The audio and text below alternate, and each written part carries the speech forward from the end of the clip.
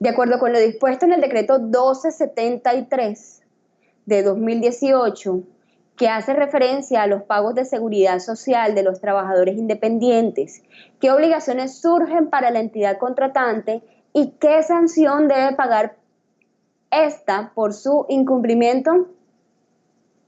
Bien, el decreto 1273 de 2018, señores, habla acerca de los aportes a seguridad social integral que tienen como obligación los trabajadores independientes. Allí se ha señalado incluso lo que hasta hace poco se había venido discutiendo frente al reconocimiento del pago de aportes a seguridad social integral mes vencido, ya que los independientes lo venían realizando mes anticipado, situación que ponía en aprietos su condición económica, ya que para efectos de poder recibir el pago de sus honorarios necesitaba endeudarse con un tercero para tener al día su planilla integral de liquidación de aportes, presentarla ante el contratante y ahí sí recibir el pago de sus honorarios. Y así sucesivamente eso generaba obviamente un trastorno económico para él y pues el sistema desde el 2015 ya venía obviamente con la advertencia de que debía realizarse mes vencido, pero a través de la ley 1753 del 2015, pero en su artículo 135, pero finalmente no se le daba aplicación. Hasta hace unos meses ya se le dio obviamente la advertencia de que tenía que darle aplicación a esta norma y obviamente pues regular que se realicen los aportes mes vencido. Por eso el decreto 1273 del 2018 que pues firmó el anterior gobierno, advirtió acerca de los aportes de los independientes, primero sobre el ingreso base de cotización del 40% de lo que perciba mensualmente, bien sea por uno o por todos los contratos que tenga. Segundo, la obligación de realizar el aporte mes vencido y que iba obviamente a operar a partir del mes de octubre. Tercero, lo que correspondería a la clase de riesgo, si la persona obviamente estaba en clase de riesgo 1, 2 y 3, lo realizaba el aporte el independiente. Si era clase 4 y 5, la realizaba el contratante por su costo y pues obviamente porque quien tiene la obligación del riesgo, es decir, cuando nos afiliamos a riesgos laborales, no estrictamente lo hacemos sobre el riesgo que hacemos como independientes, sino sobre la empresa a la que estamos prestándole el servicio, ya que nosotros debemos estar dentro incluso del sistema de gestión de seguridad y salud en el trabajo para que cualquiera de las actividades que se desarrollen dentro de ella no nos permita poner en riesgo, ni mucho menos nos genere una mayor afectación. Entonces, por eso y otras circunstancias más, el riesgo mayor es el que va a aplicar para el contratante o para, si hay varias empresas, la que tenga el mayor riesgo, pues obviamente reconocerá en este evento el pago de lo que sería la clase del riesgo, ¿no? Entonces, eso para ponerlos en contexto frente al tema de los independientes, pero existen otras obligaciones que se han dado para los contratantes y es que una de ellas es la retención del pago que se va a realizar frente al sistema de aportes de seguridad social integral.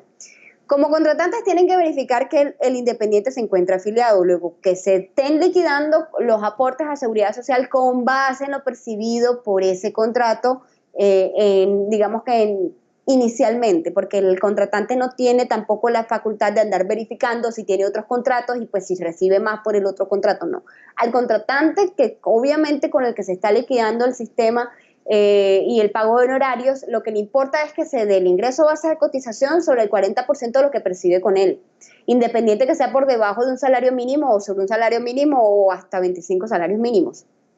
Lo importante es que la cotización se está haciendo sobre mínimo sobre el salario mínimo como primer ingreso o hasta por 25 salarios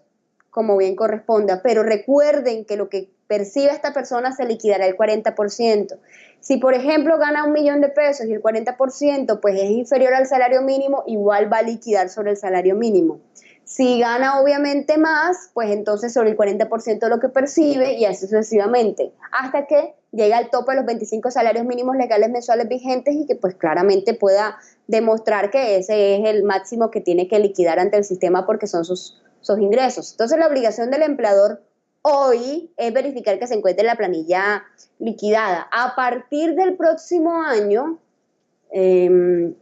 a mitad de semestre ya deberá retener el pago de lo que se perciba dentro de sus honorarios para liquidarlo ante el sistema de seguridad social integral. Esa va a ser su otra obligación. O sea, no solamente va a verificar que se realice el pago, sino que ahora también va a verificar, va a retener el aporte y lo va a destinar ante el sistema para que obviamente quede la obligación una vez pues generada. Me parece excelente la idea, porque ya el empleado, el trabajador independiente ya queda desligado de esa obligación de tener que andar presentando la planilla y pues liquidándolo. Seguramente va a haber conflicto al momento de los días en que deba liquidarse el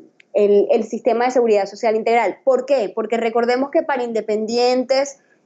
o para personas jurídicas siempre se toman los dos últimos dígitos, ya sea de la cédula de ciudadanía del independiente o del NID de la empresa para liquidar el sistema de aportes. Entonces, si la empresa va a tener la oportunidad de tener una casilla para incluir al independiente y liquidar el aporte y obviamente realizarlo, pues entonces va a ser con base en esos dos últimos dígitos. Pero en caso de independiente, cuando obviamente se encuentra registrado solamente ante el sistema así, la liquidación se realizará con base en sus dos últimos dígitos, y entonces ahí es donde el empleador,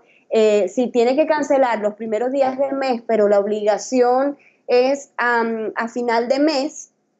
para el independiente, por ejemplo, tiene que liquidar solamente los días 23 o los días 20 del mes de ese día. Recordemos que son hasta 16 días hábiles. Empiezan por el segundo día hábil, lo que significa que, por ejemplo, en el mes de noviembre, el segundo día hábil fue el 3 de noviembre, que cayó día lunes. O el martes, que es el día 4, sería el segundo día hábil. Entonces, así sucesivamente dentro del calendario, hasta el número de 16 días hábil, es donde se va a identificar cuándo es que tiene que realizar el aporte el independiente. Claramente lo puede hacer antes. Lo importante es que cuando se vaya a liquidar ante el sistema, los ingresos de este independiente se haga con base en el 40% de esos honorarios, y pues obviamente que el contratante dé fe de que sí realizó la liquidación. Si el contratante no realizó la retención, no verificó también que el contratante lo hubiese hecho por su cuenta, tendrá que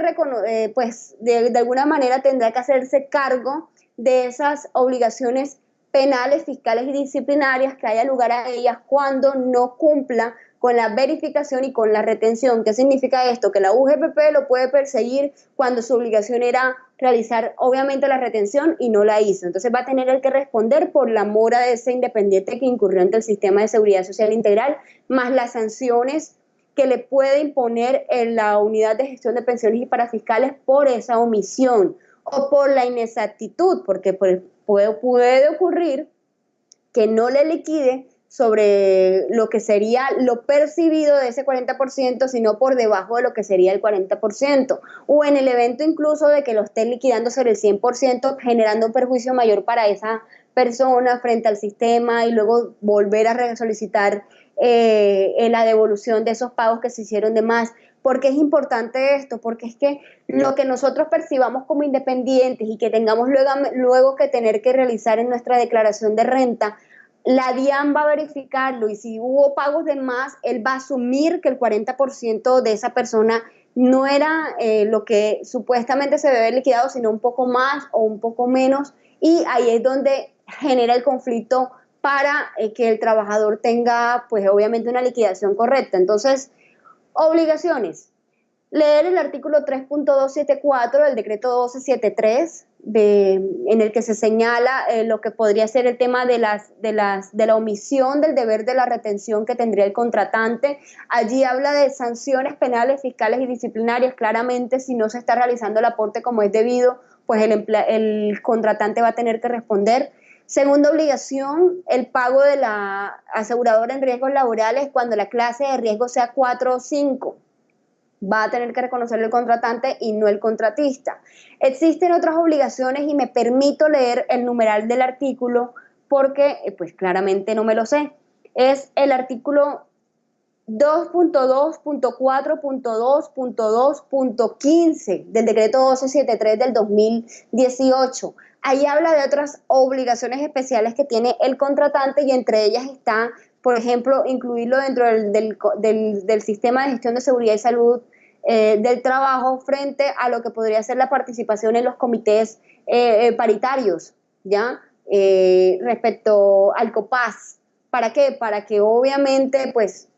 no es empleado de la empresa, pero su riesgo tiene obviamente que estar atento para él, porque claramente si va a pagar el aporte a la seguridad, a riesgos laborales por la clase de riesgo que tiene la empresa, su deber es velar porque esa persona no entre en un riesgo y evitar en lo máximo que pueda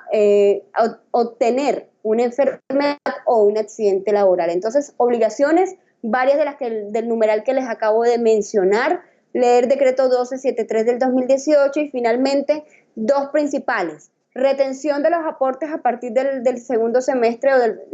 del 2019, verificar el pago de las planillas que se estén realizando ante el sistema de seguridad social integral con base en el 40% de lo percibido, y realizar aportes a riesgos laborales cuando ocurra que la clase de riesgo a la que debería estar afiliado el independiente es clase 4 o 5.